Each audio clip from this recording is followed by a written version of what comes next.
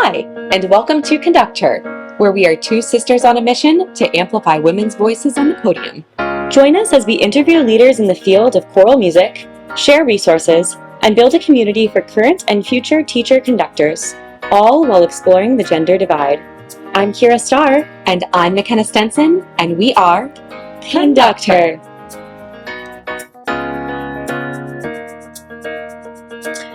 Well, hello, everyone, and welcome back to another wonderful episode of Conductor. We are so excited today to have Marianna Mott-Newirth on the podcast with us today. Marianna, thank you so much for being here. Absolutely. You are so welcome. I'm pleased to be here.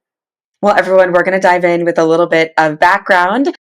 And this is the shorter version of the bio. You can find the full version linked on her website. So, Marianna Mott-Newirth, a librettist and creative producer, Marianna hails from an eclectic background of theater and bookbinding. She's written numerous short operatic works, performed from Toronto to Munich. Her first full-length opera, Touch, on the life of Helen Keller, was composer/co-lyricist Carla Lucero, premiered January 2024, was commissioned by Opera Birmingham.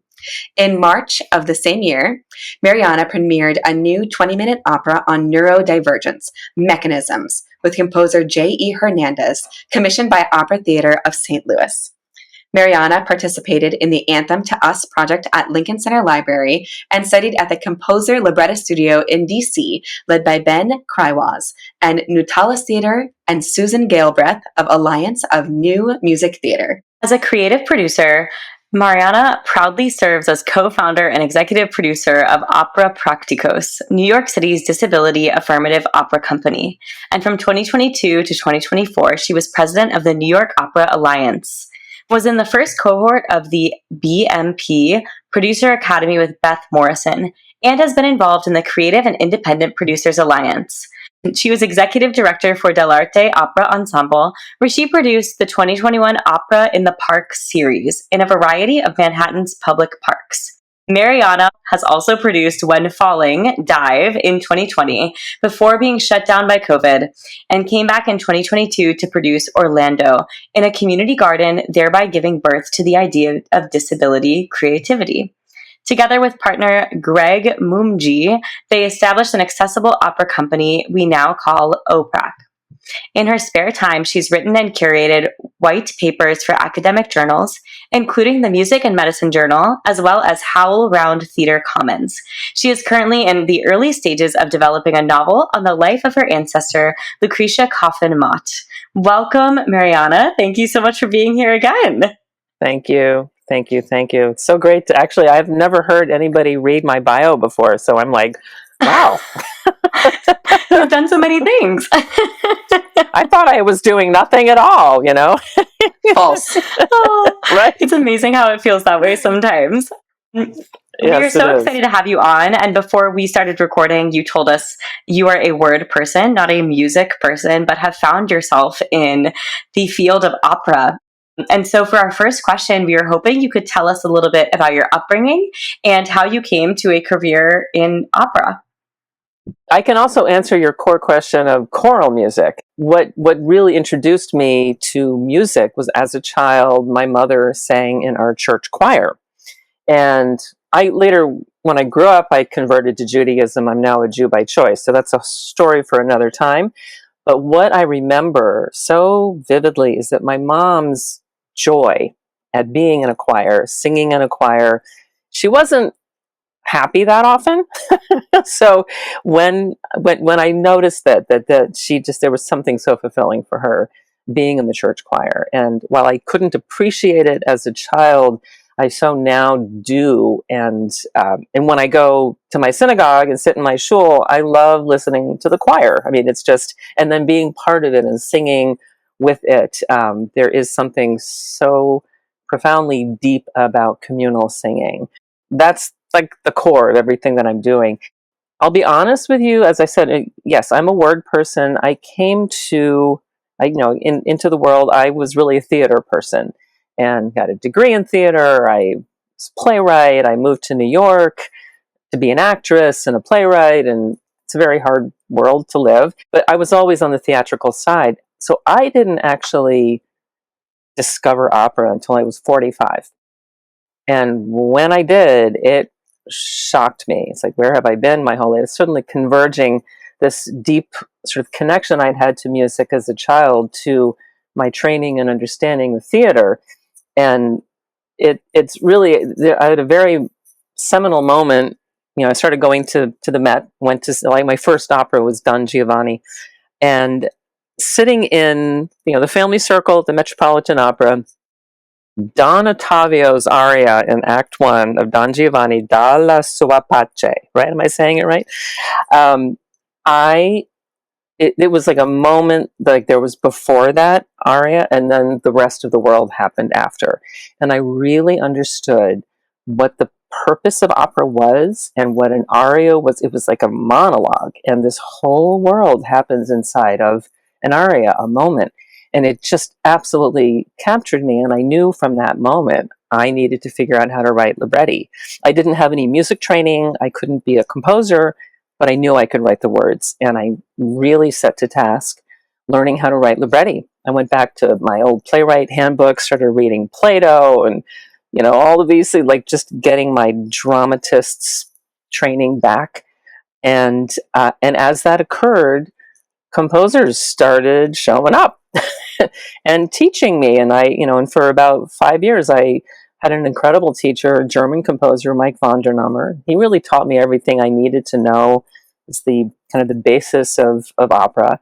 And now I'm, off working with incredible composers like Carla Lucero and writing operas about Helen Keller. And it's such a great journey. And talk about midlife crisis. This really started 45, 50. I am now 60. I will be proud of my age. Every gray hair I have earned. I have 30, 40 years ahead of me of work that I want to do. So that gives me something worth living for, Wow, it is so beautiful to hear about your journey.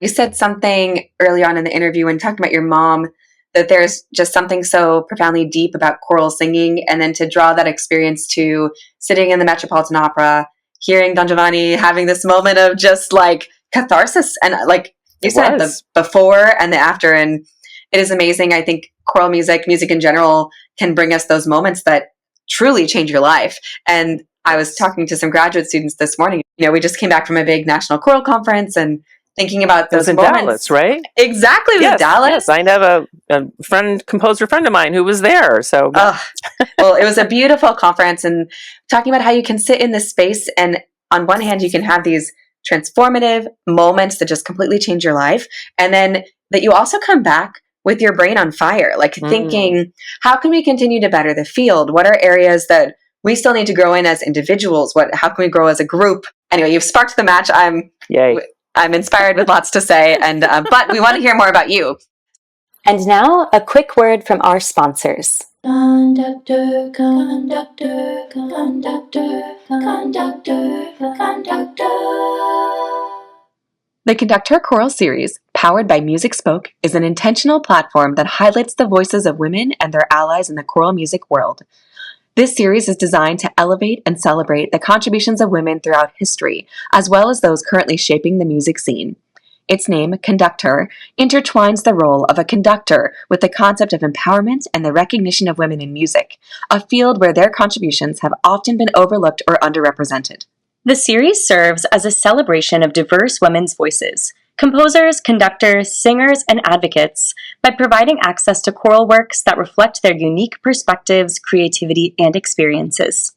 Through this collection, Music Spoke gives both emerging and established composers the opportunity to share their voices with the choral community, providing a sense of inclusivity, visibility, and accessibility to repertoire.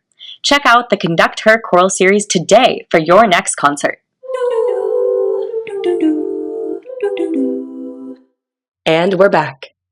So you talked about this moment at 45 that seems to be the inspiration that you chose opera. Mm-hmm. But can you speak a little bit about the before the aria and how you chose writing, producing theater, and then what has shifted for you to make this career in opera now? For me, theater has always been part of my life. And I grew up, I did ballet. I was always performing. I'm the youngest of 3 girls, so I had to do anything I could to make sure that the attention was on me. Just ask my sisters; they'll say that. Just, yeah, there was always something in there, and I found myself much more, not so much on stage, but backstage, being able to workshop an idea, a concept, a feeling, and turn that into a dialogue and have that kind of work out all the problems in life. Like, theater is therapy. I just can't, that's what it is. And human relationships, and you dig into these relationships, and why did somebody say that? And what had them say it the way they said it? So that's always been, I would have been a therapist if I hadn't gone into theater. So this was my way of being a therapist, I guess. But music, just, for some reason, I missed that boat. And I wish I hadn't. I wish I had learned music as a child, because I would be a composer today if I had had that training. But I didn't. So what I discover is that I take this idea of theatrical training and storytelling, and I match it now to musical expression, rhythm. Rhythm is a big one that I'm still learning. But there's something in what music does and what opera does, is that it takes the dialogue and it lifts up. You're up, like you start at a higher plane. I don't know how quite to find the words for it. It just feels right. And even when I was a little kid, I remember my parents putting on Shostakovich or something and I would sit and I would just write these wacky poems to the music. So I was like a librettist before I even knew what that was. It was just there.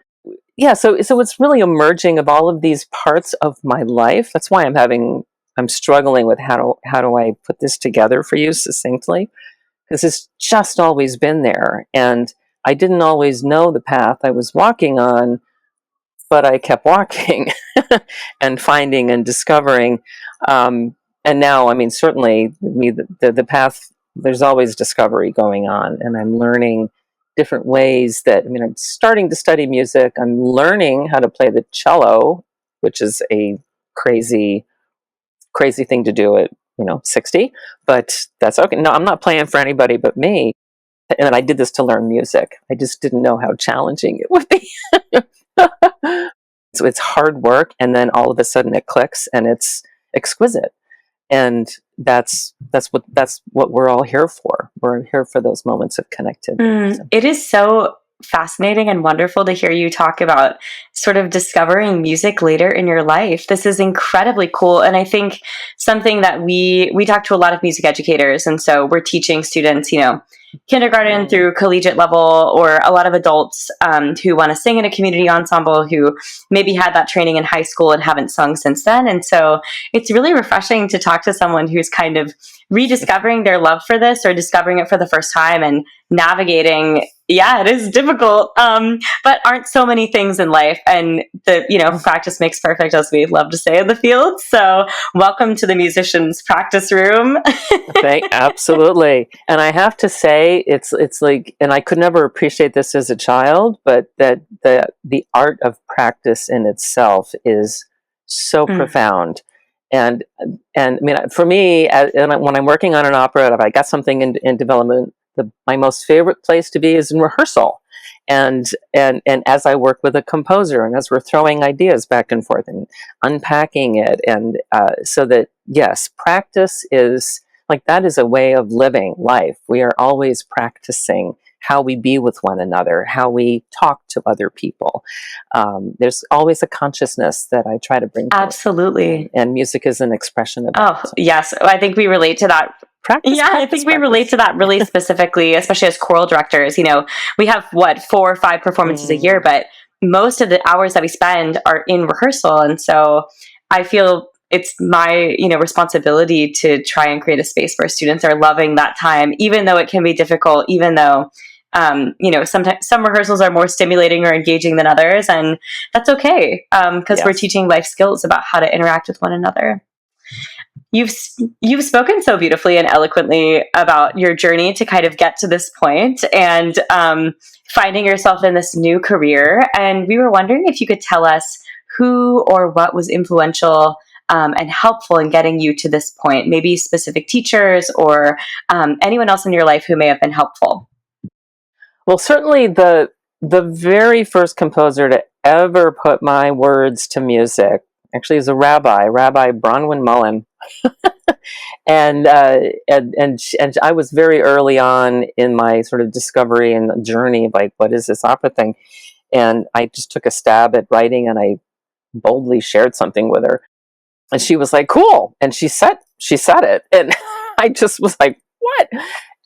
And so that just broke the dam wide open. And as I mentioned, I worked with this German composer, and he really taught me sort of basic skills. But really, I have to say, the two most influential people for me at this point in my life are Greg Mungi and Carla Lucero.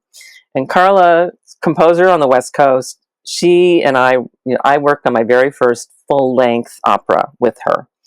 And it was in the middle of COVID. Like, we met in May of 2020. So we didn't actually sit in a room together until like 2 years later when I flew to LA. So there was something about like being willing to like, okay, this is the platform we have to work with. And she would send me clips, like musical sketches. I loved that. And then I would, because we were working on a story about Helen Keller, I took these deep dives into Helen Keller's writing and history. And so I would record passages to her of Helen's writing, and then I would send those to her. And it was just like this incredible back and forth, so rich, and just really discovering the depth of this human being who most people think of as very two-dimensional. And Helen has so many depths and so much, she's such a full individual. So with Carla, the person who I wrote my very first full-length opera with, she will always be very near and dear to my heart. And Greg Mungi, who is a musicologist, he has cerebral palsy. He uses a wheelchair. And Greg and I met in 2018. This is before COVID. And we didn't think we would, there was no like, hey, let's start an opera company together. There was none of that. We just became friends. And he is an encyclopedia, an operatic encyclopedia. He's been listening to opera since he was 2 years old, lying in a hospital bed after his third back surgery. I mean, he has pretty extensive CP. And one of his aunt, I think it was, gave him a copy of The Magic Flute. And he listened to The Magic Flute. And the Queen of the Night aria, similar to like what Dalla Sua Pace, that was for Greg, because as a 2-year-old, you don't know how to express rage. And then you have this soprano like, what? And it just absolutely, so he knows opera in a way I probably never ever will. And now a quick word from our sponsors. Conductor, conductor, conductor, conductor, conductor. Hey everyone, come check out the newest collaborations with Conductor and Call Time Clothing. Shop the newest designs from your favorite female conductor-owned clothing line, inspired by choir music education, made to order just for you. Get one of your own for $35 Canadian, or about $26 American, plus a flat rate shipping fee. Visit calltimeclothing.com today. Do you live near other conductors and want to save on shipping? Order multiple tees in one order so that you only pay one shipping fee. Visit calltimeclothing.com today or follow us on Instagram.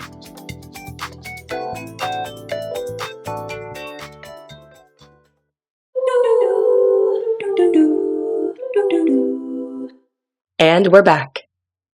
But he's limited in what he can do. And what we discovered together is that together we are two individuals, but we like to joke that we kind of operate as one. And we are discovering the building of an opera company and a disability affirmative opera company at this point in time in the world is really wanted and needed. And it's finding space for what we're calling disability creativity. And that Mm. because everyone's going to have a disability at one point or another in their life. That should not stop you. And that should be something that you embrace and you work through and you figure out how to do what you want to do, despite what's going on. So we're really, not despite, to include it all. So we're really looking to broaden the horizons of what's possible in making opera happen and making opera accessible. And I never could have predicted in my wildest dreams I would be running an opera company, or even an opera company that had a mission to make opera accessible. It's a most remarkable path that I am on and that I continue to discover. So Greg and Carla really are the points of light for me. There's so much to unpack. And so we're just going to dive into some of our questions. Great. You were reading our mind, because one of the first things we wanted to ask about you was co-founding and being the executive producer for the Opera Practicos. And as you said, it's a disability affirming opera company. And so you talked a little bit about the inspiration and that you never really imagined yourself being here. And so we're wondering, as somebody working in this space, what actions do you feel that the creative art field can take to become more inclusive? And what strategies have you seen work? First off, the strategy that I have seen most effective is in accepting people as they are, where they are, and letting them tell you what they need. I'm speaking specifically about singers. There aren't too many singers that we know of yet out there in the world who are opera singers and have a disability. There are some. There are many who hide it. So I'm putting the call out here on Conduct Her. If you're an artist with a disability, please reach out to us, because we are hiring. We want to build that, and we work with artists with disabilities and artists without disabilities. We are interabled. So that's the first step, in just acknowledging that life happens, things happen, people have hardships that they have to deal with, whether it's a congenital disability or whether it's temporary. And not to assume, oh, this person must be lazy, but to ask, what's happening that you're so tired at the end of rehearsal? Is there something you need? So just that first assumption that everyone who's there with you is there to do their best. And when they're not, find out why and what they need. That's the first. That's like baseline right there. We are discovering the barriers. I mean, traditional opera has many, many barriers, not just for people with disabilities. So we are learning how to identify them and transcend them. Some of them are physical, like my partner in opera, Greg. We want flexible seating. But that's a hard ask for an established venue. How do you put in flexibility? Ramps are an obvious one. Not everybody has them, or if they have them, they're temporary, and they think they might be enough, but they're really not, or they're too steep, or they're not wide enough. You think you're doing it. You need to ask the people who need to use it. They know what they need and they can tell you. So it goes back to what I said at the beginning. Listen to what people are telling you and respect them and expect to be able to figure out what you can do to accommodate, which does not lessen anything that I do. I mean, I am a fully able-bodied person. I mean, I have some neurodivergence of my own. I work my way through it. And I have my own roadblocks, but like, it's the point is we each bring something to it. We each have blockades. Being willing to talk to one another and be honest and helpful. I mean, the bottom line is, like, don't be a jerk. I mean, that's. Oh my gosh, 100%. I love everything that you just said. I have a lot of experience working with individuals who have disabilities in the choral world, and got a special education minor because I led this inclusive choir in college, and have done a lot of presentations and research on this topic since then about how to make the choral field specifically more inclusive. And I do think what you just said is really the key. And I try to bring this home in the presentations too, of just ask people what they need, ask them how they would like to be called, ask them how you can better support them, and keep asking. Don't just ask one time, ask forever, because these things can change. And then you won't be, I mean, you will know you have done everything you can.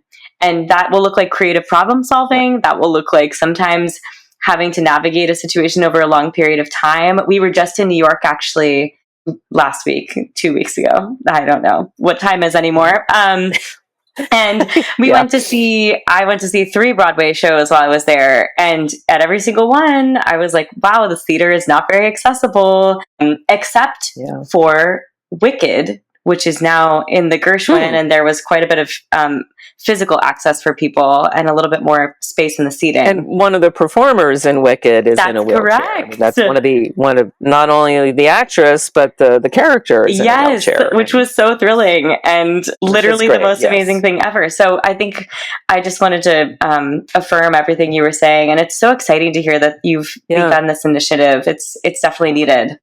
We're not an activist company, but we are advocates for disability and voicing the needs of disability. We've been producing since 2020, but we're really an established organization. We're in our 4th year. So a lot of it's been like getting the 501c3 established and, like all those fun business things. So now we've created 2 main stage productions. We're learning each time. The last production that we did in December, we worked with singer Haley McAvoy, who has ambulatory CP. She has cerebral palsy in her legs. The reason I'm bringing this up is that we did have a moment in working with her, and Haley is an incredible advocate and self-advocate. We did a piece called Bon Appetit, which was Julia Child baking a chocolate cake. It's a mono opera. There were lots of bowls. There were eggs involved. There was melted chocolate. I mean, it was just this crazy amount of props. And we performed it behind a bar. So it was a site-specific piece. When we got in there, Haley can stand. She's got, she has that strength, but the floor was uneven and the table was much lower than she had been used to in rehearsal. And she was like, I can't do all of the props and all of the things that we've rehearsed because it's such an adjustment. So we went to task, and my husband was amazing. He found an apple box, like the old theater apple box. We rigged it somehow to sit on top of the ice thing and behind the bar. And we listened to what Haley said. She's like, this is what I need. And we're like, okay, let's go to work and figure it out. And within 24 hours, we had a workable solution, and she was empowered. There were still issues. I mean, she had to kind of endure certain things that we couldn't have predicted when we went into the bar. She figured out what she needed for herself, but it was a great collaboration. And we're like, yes, we can do this solution for you. We will give this to you. And what she gave us in return was a really incredible performance. That's what it's for, freeing them up to be their full self. I love that. So, what a great example too of just creative problem solving in the moment, which I think with live performance is frequently needed for all of us.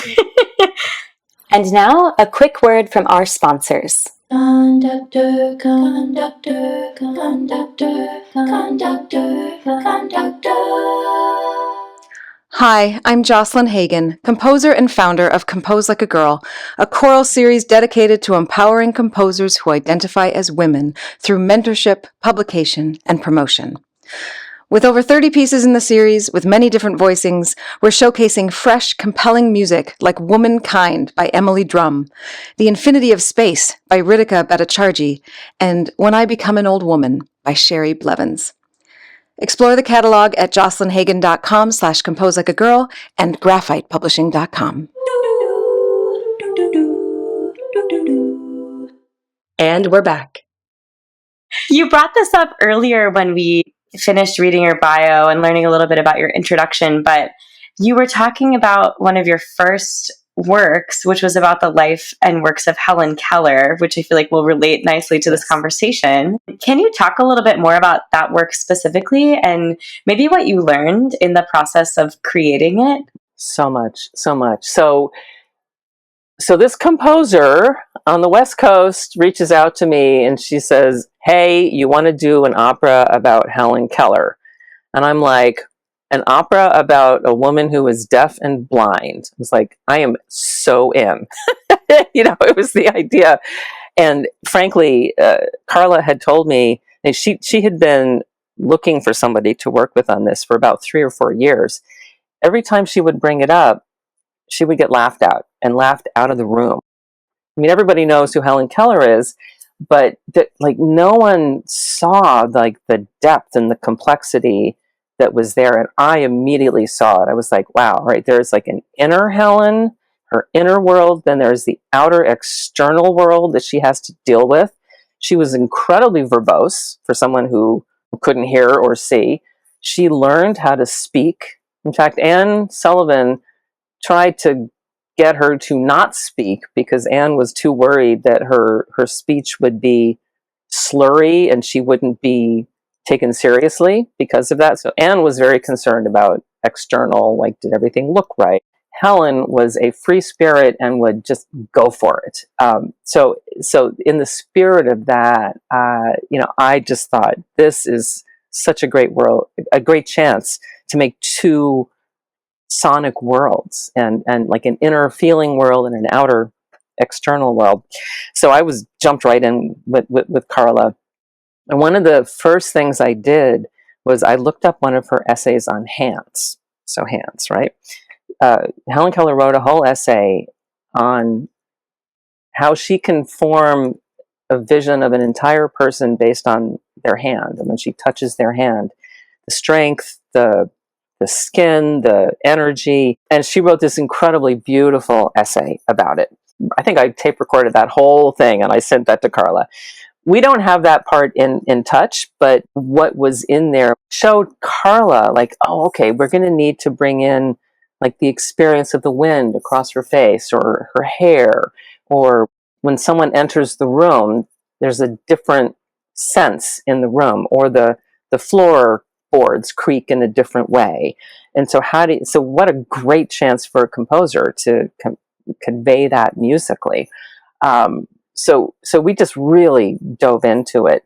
What kind of came out of this whole thing is that Helen Keller, we have the character. She's portrayed by, ultimately, I would love to have a deafblind actress playing Helen. In the Alabama performance, we had Allie Gorey, who played Helen Keller. She's low vision. She knows finger spelling. She started to learn protactile conversation dialogue, which is used and invented by the deafblind community.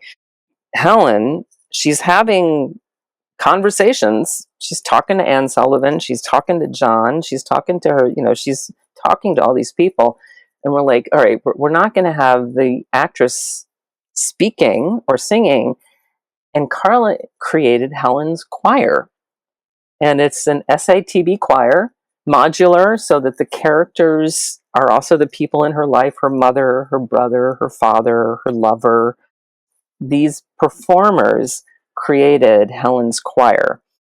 And the choir would be having a dialogue with Anne Sullivan. There would be a duet between Anne Sullivan and this choir. And a lot of people were like, oh, I don't know how this is going to work. It really connected in such a deep way. And people who had never thought of the possibilities of choral music before, like people in the industry, were like, wow, I never considered that. And Carla has gone on to do a few other choral pieces that evoke a person, an individual. She just did something on the West Coast about the three women of Jerusalem. And it's basically the story of Christ and Mary and the Passion story. So Jesus Christ is portrayed by a choir.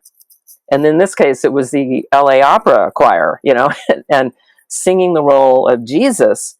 You get the vastness of an individual and the humanity of one person at the same time. So touch just really opened up so many things for both of us. We also learned, we early on brought in consultants. This is where we brought Greg, actually, who came in as a disability consultant for us. This is before he and I had any discussion about opera practicos. And he taught us the idea or philosophy or whatever you want. He taught us about inspiration porn, which we'd never heard of. We were like, what's inspiration porn? This is everybody who has a disability who reads or hears this will be like, yep, seen it.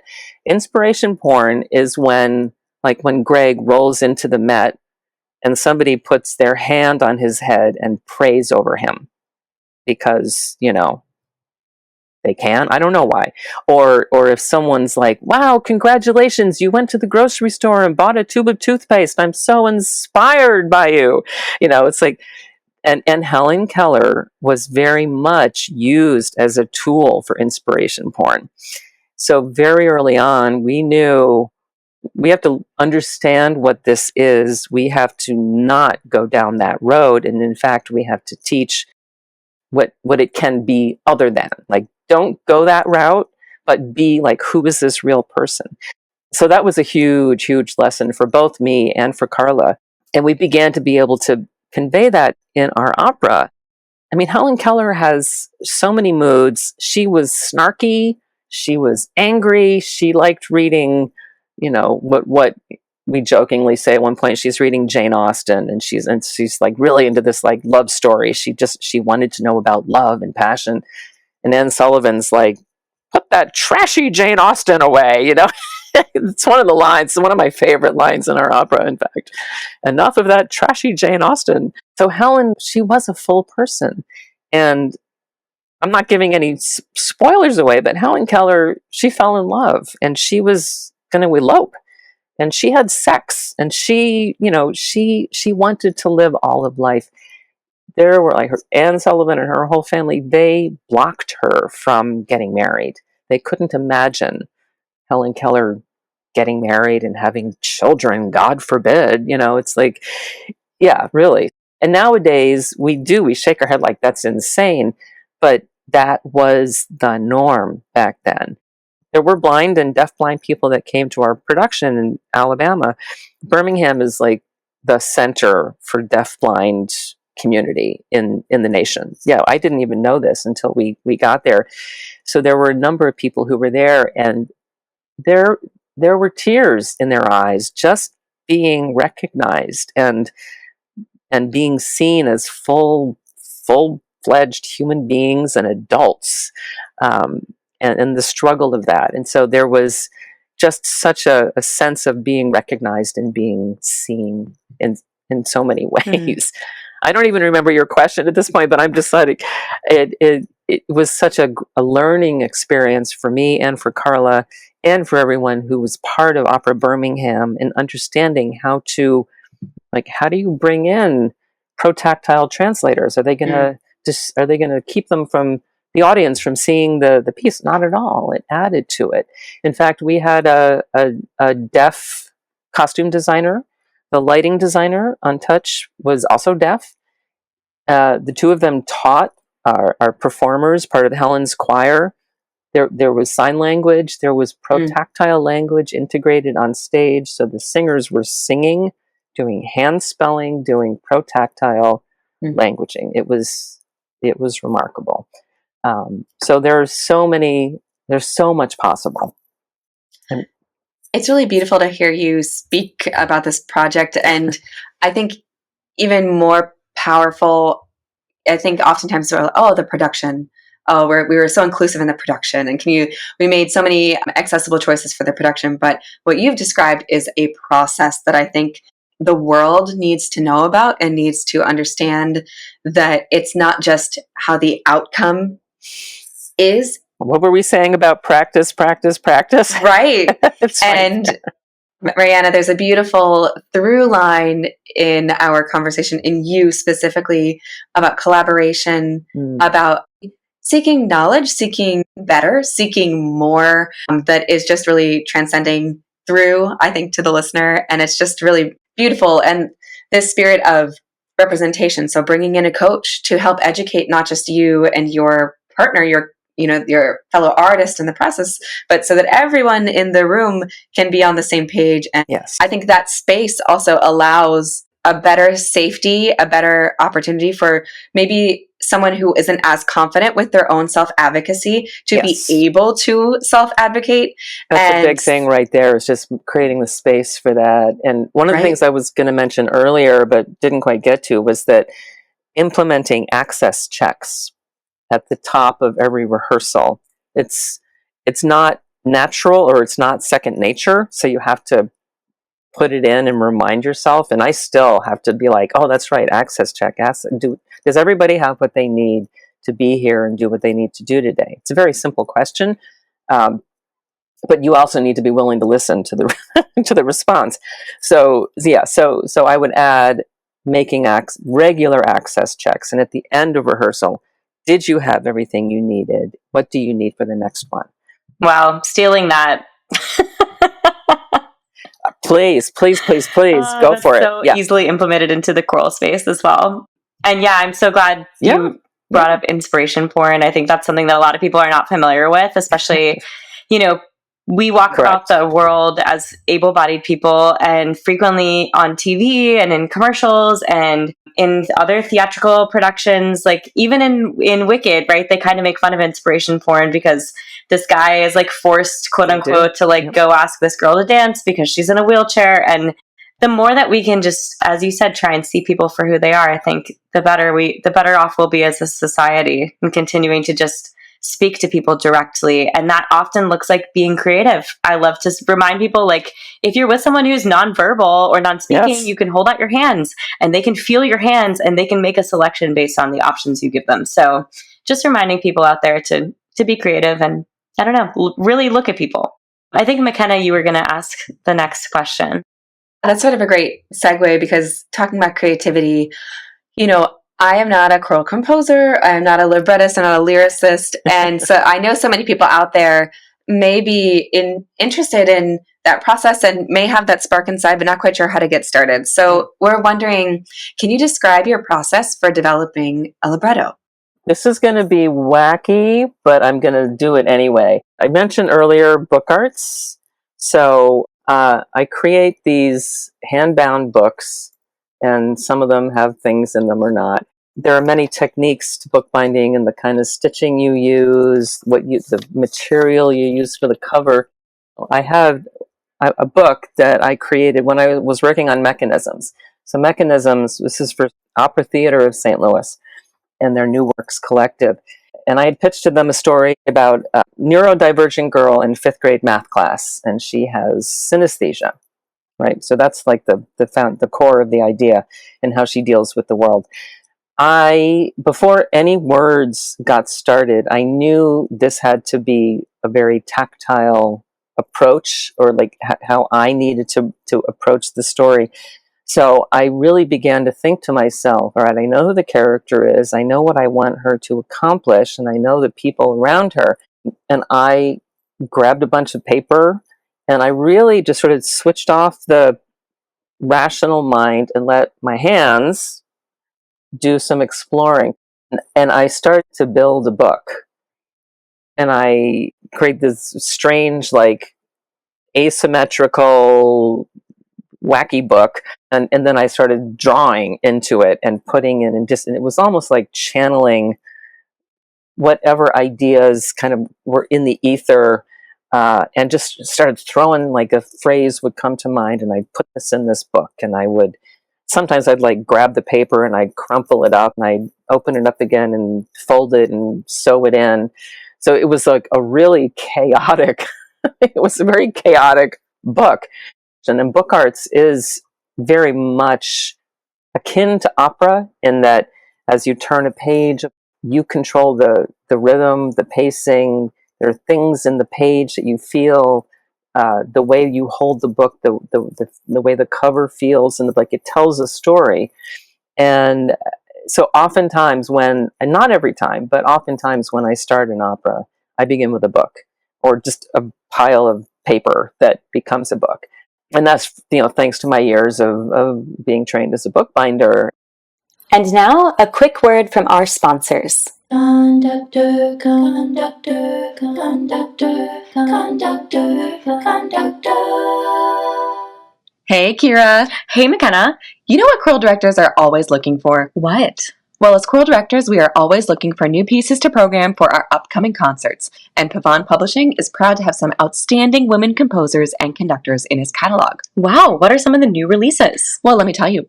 Canto e Liberta by Diana Saez and Suzette Ortiz for treble voices, piano, and percussion. It was premiered under the direction of Dr. Iris Levine from Conductor Season 1 and is in her Pavan Treble Choral series. Ukrainian composer Irina Alexichuk's Holy Lord of Hosts is stunning and was premiered in the US by Grant Gershon and the LA Master Chorale. Grant has launched his new series with Pavan in support of this remarkable composer. Zenaida Robles, one of the most sought-after female writers, will have her latest composition, The Summit is Nigh, premiered at the ACDA National Convention in Dallas this March. Again, a Conductor Season 2 interviewee. Janaea Robison, conductor of the Lutheran National Choir, has 2 new offerings: an SATB voicing of her successful setting of I Wonder as I Wander, and new editions of Bach's cantata BWV 118, with alternative lyrics that enables performances from Advent and Christmas to Palm Sunday and Easter. Check out Pavan Publishing today at pavanpublishing.com.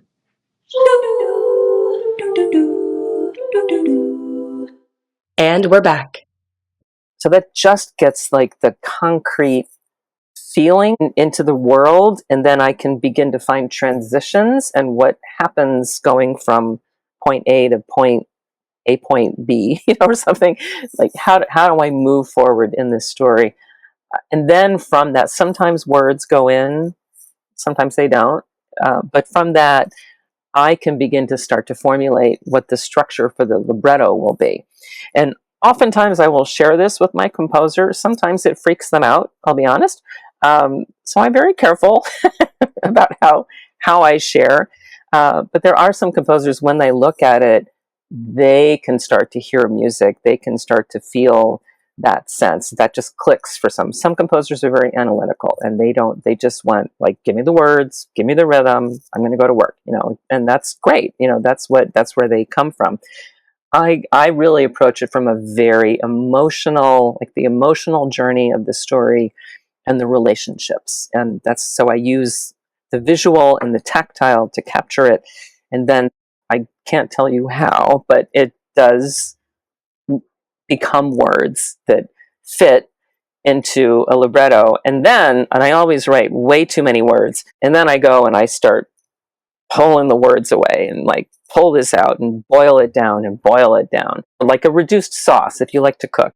It's so fascinating to hear you talk about this approach, because Kyra and I were in New York just 2 weeks ago covering a premiere of a work at Carnegie Hall by a choral composer named Andrea Ramsey. And when we were interviewing her, asking about her process to compose this work, she took 4 pieces of paper and got out her watercolors and just started to create. And the work is all about the body. So it was different systems in the body. So one's about the gut and the brain, and how the creation of art and going through that tactile process, like you were describing, helped to complicate and clarify, right? It definitely complicates. Right.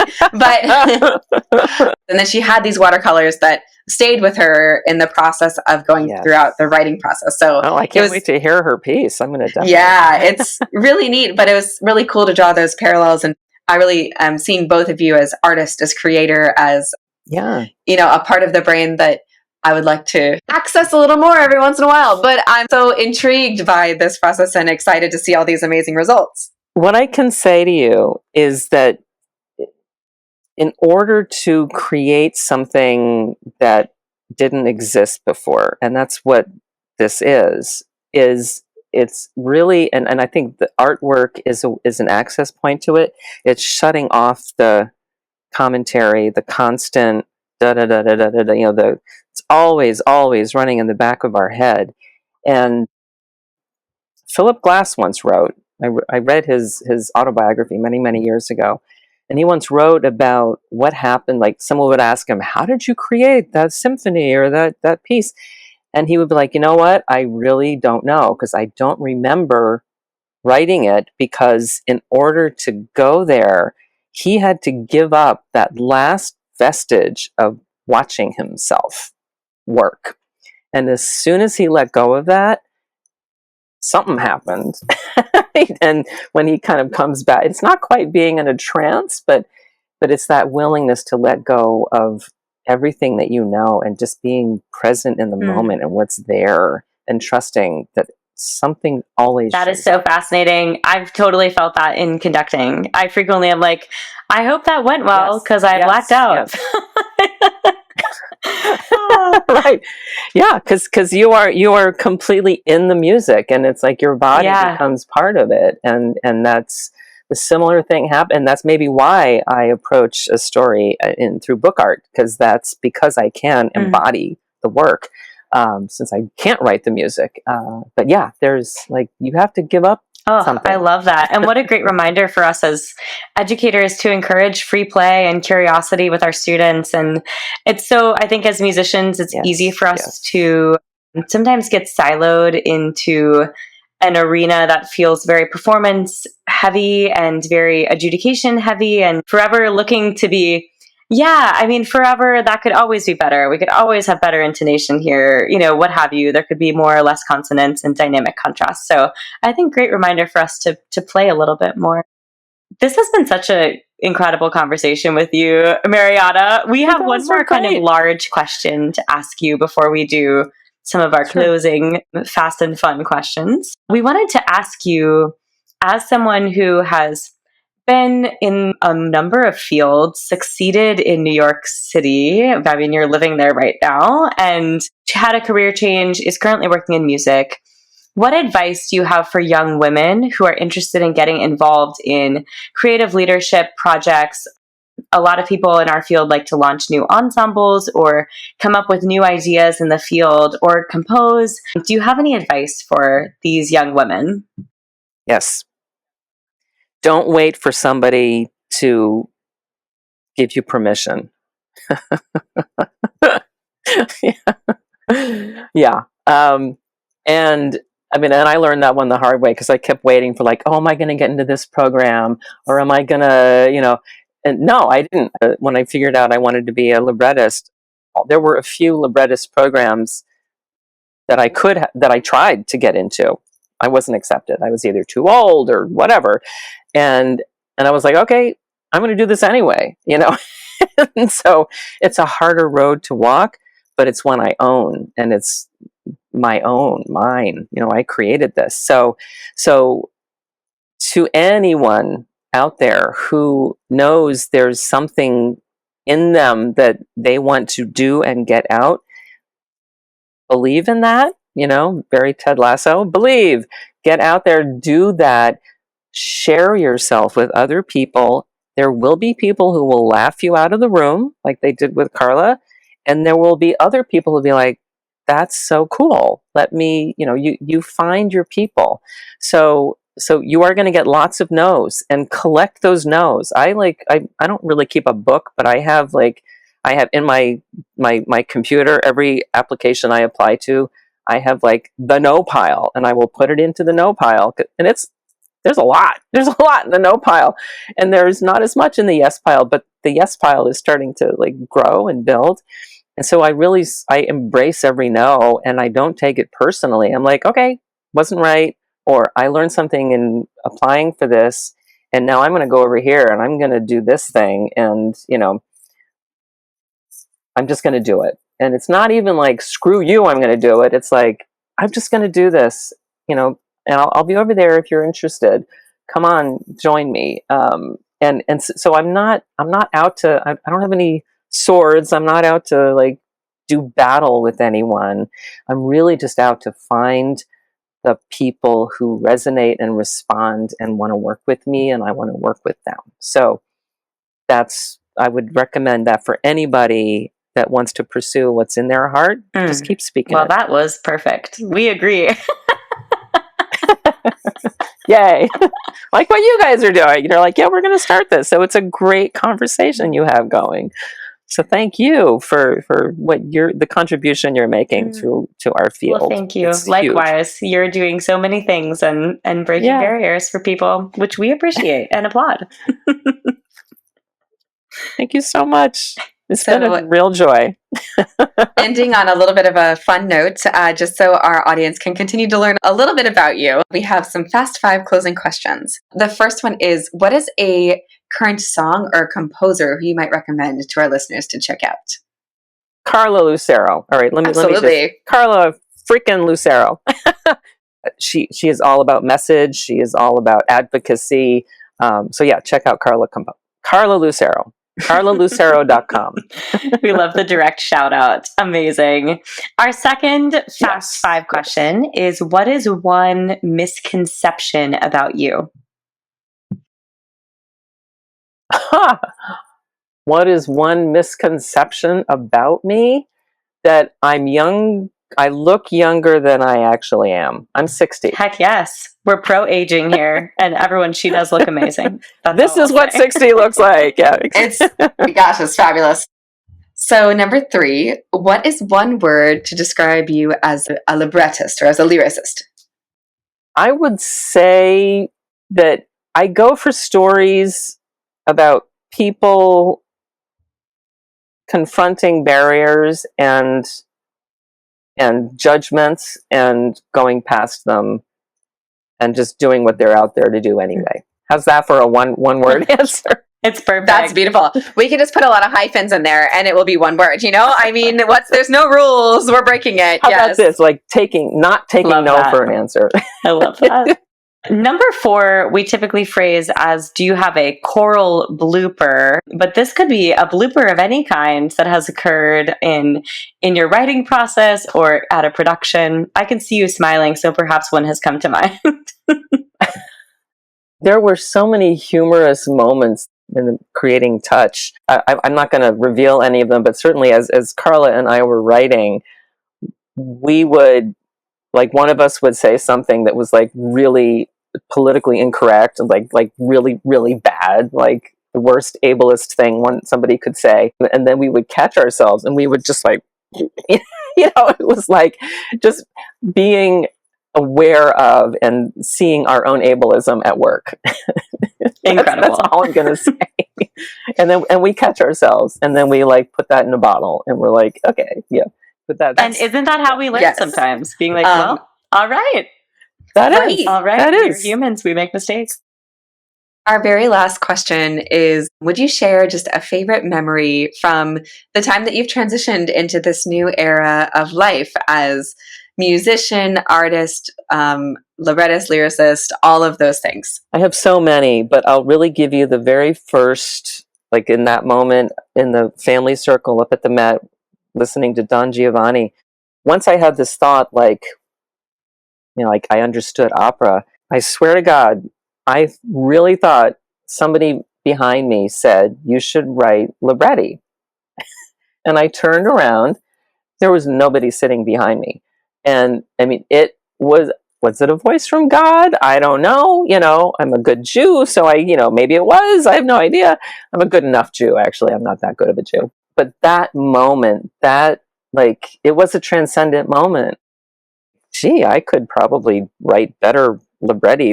I mean, De Ponte, sure, he was good, but there are all these, we all know opera stories are just terrible for women, just terrible.